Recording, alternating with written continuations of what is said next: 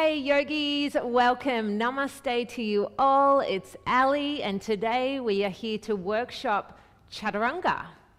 So, high to low plank.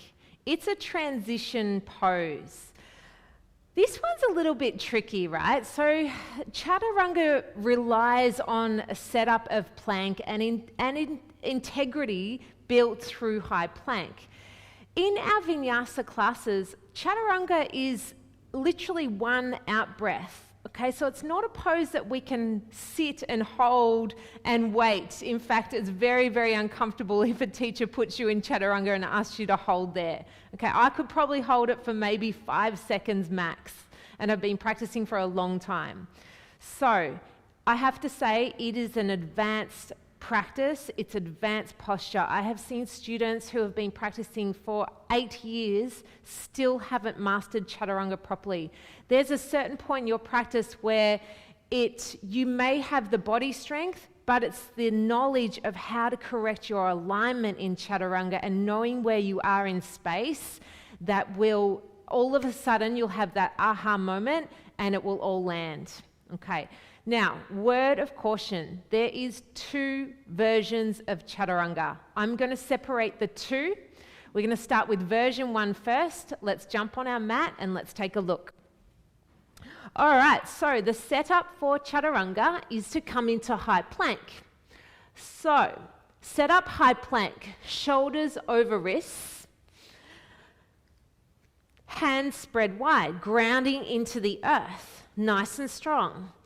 All right, so line up your high plank, collarbones forward towards the front of the room, pressing the earth away, little dome through the upper back, navel draws towards spine, get that core activation, thighs spin towards the sky. Right, keep your high plank here. Now this is the trick. All you need to do is drop your knees to the earth. Often students, when they're new to Chaturanga, they come from all fours and it makes it very difficult for your alignment to come to the earth. So let's try that again. So come back into high plank, set up, and you can line up your shoulders over wrists and then heels to the back of the room, and your hips are in line with your shoulders and your heels. All right, now just drop your knees to the earth. You'll notice now, you can see that there's an angle with my knees and my hips, and that is exactly where we need to be. All right, now press the earth away, little domes through the upper back, collarbones forward. Now you could lift your feet here. We see this quite common, cross your ankles as well. Now we're going to do a little exercise. With Chaturanga, as you're working and building strength into the shoulders, you might come down quite low. Okay, so as you come forward, so you want to shift your weight forward. Now, common thing we see is hips start to sag towards the mat, and you can see my shoulders up around my ears. So we come back up. This is why it's helpful to lift the feet. It keeps the core engaged a little. So as you come forward, you want to lean forward, keep hugging the belly in, bend the elbows and brush them against your ribs. Now push back up, come out of it for a moment, shake out the hands. We'll take a few variations or a few practice runs at this. All right, let's set back up a high plank. So set it up, drop the knees, find that angle. Okay, maybe cross the ankles. Now, this time we're just going to do a couple of little exercises. You're going to come forward, bend the elbows, brush the ribs, sit back onto the heels in kind of like a child's pose variation. Let's do that again. Come forward, shoulders over wrists. Chest stays open as you come forward, lower halfway. See, I'm not going super low here. Come back, press the hips back, take the pressure off the shoulders. Come back again, shoulders over wrists, chest is forward, belly in. Try not to lose energy through your belly. And then lower chest halfway. Come back up, sit back into child's pose. Sit up, shake out the wrists again. Now I'm going to show you something that we see very common with our Chaturanga. So come back into your plank, set it up, drop the knees. What we often see with students is the gym type push-ups where the elbows come out to the side. Okay. Another thing we see with students is this rounding forward and loading into the shoulder joint. We want to protect this part of the body. Okay. There's muscles at the front of the shoulder and tendons that are not designed to weight bear. So let's try it again. Come back into high plank, measure it out, drop the knees down. You could pick up the feet, cross the ankles, lean the chest forward. Let's just take chest, chin to the earth, push back up. Chest, chin to the earth, push back up. Squeeze those elbows back. They come down to right angles. Now notice that I'm lowering no lower than right angle here, and then a release completely to the floor, forward on the mat. Okay, press back to your heels, shake out the wrists, little stretch for the wrist. Beautiful. All right, let's go through that one more time. It's really important transition.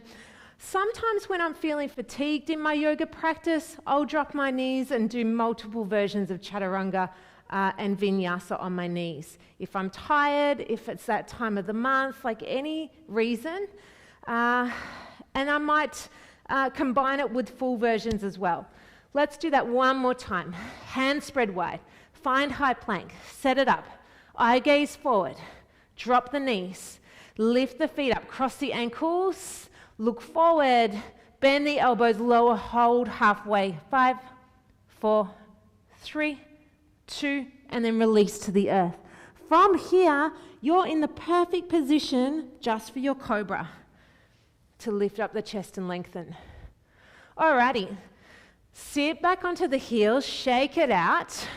Just pause for a moment. Have a think. Was that really difficult for you? Were you finding it hard to lower to the earth with control? Was your belly sinking? Were your arms out? If this is all a thing that you're working with, then you just stick with those low push-ups, chest, chin, and that's your vinyasa. All right, version 2. The full variation of Chaturanga. It's quite different. The difference with version 2 is that the legs, the knees are off the mat. So you're using your entire body weight to lower to the earth. Now, as I said earlier, I can only hold Chaturanga for about 5 seconds max before I lose integrity. I haven't got that strength. So it's designed to be a transition. So let's have a play with it. Hands spread wide, coming to high plank. So set up high plank, press the earth away, domes through the upper back, collarbones forward towards the front of the room, hips in line with the heels, legs are on, they're super strong, so find your Tadasana first. There's no point going through Chaturanga unless you can find full Tadasana here. Kneecaps lift, keep pressing away. Now as you come through Chaturanga, you're going to shift the weight up onto the tips of my toes. Notice how my chest is forward.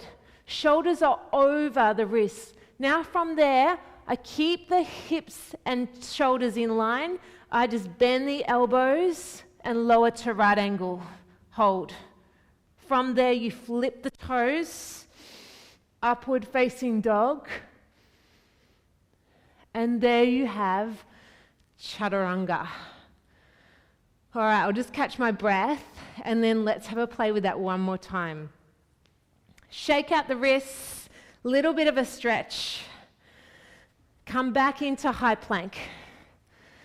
You can see now that setting up Chaturanga means setting up high plank. They're one in the same. They're a transition together. Spread the fingers wide. Press the earth away. Draw the collarbones forward. Keep the core engaged, long spine, eye gaze forward. Tailbone draws down, thighs spin towards the sky, inner ankles back. Now keep all of that Tadasana alignment, shift the weight forward, tips of your toes, bend the elbows lower halfway. Flip the toes, pull the chest forward and through. Notice how my thighs are not touching the earth in up dog. And then from there, downward facing dog. All right, drop the knees, shake it out, high fives, well done. Couple of different variations, you will interchange both of them and You will enjoy it. It's part of the vinyasa practice. Like I said, we could do 20 in a class. So take your time, master these poses. They're super important for your journey. Thank you guys, and I'll see you on the mat very soon. Namaste.